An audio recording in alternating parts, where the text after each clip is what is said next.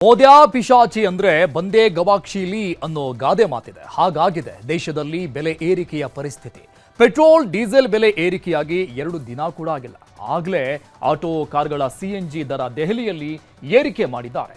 ಪ್ರಧಾನಿ ಮೋದಿ ಅವರು petrol diesel ಕಡಿಮೆ ಬಳಕೆ ಮಾಡಿ ಅಂತ ಹೇಳಿ ಇವತ್ತಿಗೆ 1 ವಾರ ಆಯಿತು.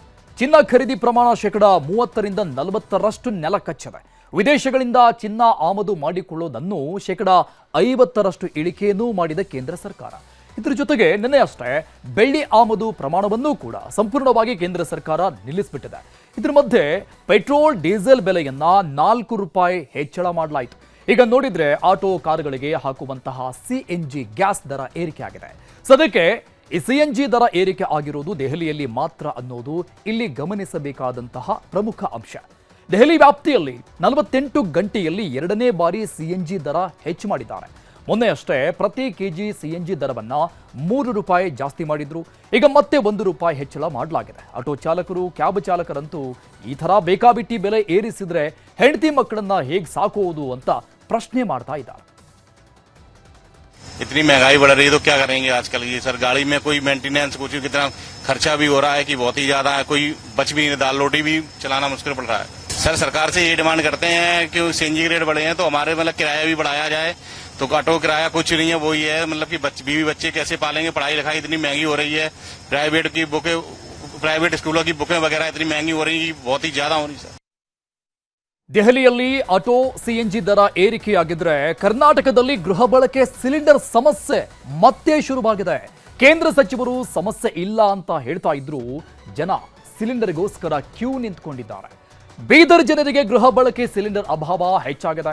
ಭಾಲ್ಕಿ ಪಟ್ಟಣದಲ್ಲಿ ಹಗಲು ರಾತ್ರಿ ಎಂದರೆ ಭಾರತ್ ಗ್ಯಾಸ್ ಏಜೆನ್ಸಿ ಮುಂದೆ 100 ಜನ ಸಿಲಿಂಡರ್ಗೋಸ್ಕರ ಕ್ಯೂ ನಿಂತ್ಕೊಂಡಿದ್ದಾರೆ. ಗ್ಯಾಸ್ ಸಿಲಿಂಡರ್ ಸಿಗುತ್ತೋ ಇಲ್ವೋ ಅನ್ನೋ ಆತಂಕದಲ್ಲಿ ಮಧ್ಯರಾತ್ರಿಯಿಂದಲೇ ಖಾಲಿ ಸಿಲಿಂಡರ್ ಜೊತೆ ಬಂದು ಕಾಯ್ತಾನೆ ಇದ್ದಾರೆ. ಏಜೆನ್ಸಿಯವರು ಸರಿಯಾಗಿ ಸಿಲಿಂಡರ್ ಸಪ್ಲೈ ಆಗ್ತಿಲ್ಲ ಅಂತ ರೆಡಿಮೇಡ್ ಉತ್ತರವನ್ನ ಕೊಡ್ತಾ ಇದ್ದಾರೆ. ಇನ್ನು ಬೀದರ್ನಲ್ಲಿ ಅಷ್ಟೇ ಅಲ್ಲ, ಚಿಕ್ಕಬಳ್ಳಾಪುರದ ಗುಡಿಬಂಡೆ ತಾಲೂಕಲ್ಲೂ ಕೂಡ ಗ್ಯಾಸ್ ಏಜೆನ್ಸಿ ಮುಂದೆ ಸಿಲಿಂಡರ್ಗಳನ್ನ ಇಟ್ಟು ಕಾಯ್ತಾ ಇದ್ದಾರೆ ಜನ.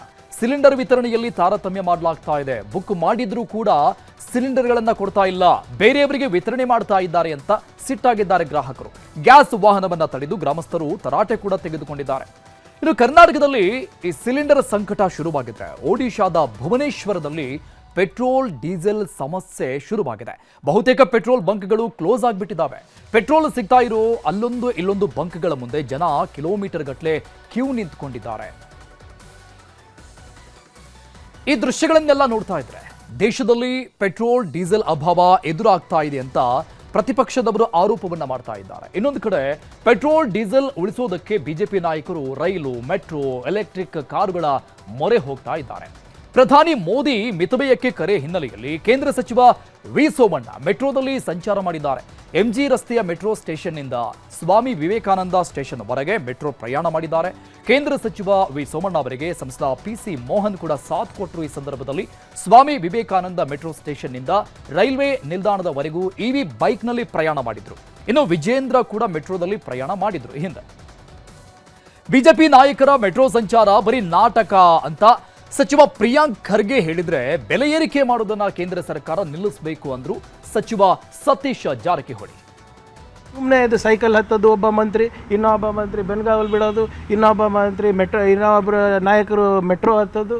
ದಿನ ಹತ್ತಿರಿ, ದಿನ ಕನ್ಸಿಸ್ಟೆನ್ಸಿ ಇದ್ದರೆ ನಾವು ಒಪ್ತೀವಿ. ಬಟ್ ಈ ಪರಿಸ್ಥಿತಿ ಉದ್ಭವ ಆಗಿದ್ದು ಪಾಪ ವಿಜೇಂದ್ರ ಅವರು ಮೆಟ್ರೋ ಹತ್ತ ಪರಿಸ್ಥಿತಿ ಯಾಕೆ ಬಂತು ಅದಕ್ಕೆ ಉತ್ತರ ಕೇಳ್ತಾ ಇದ್ದೀವಿ.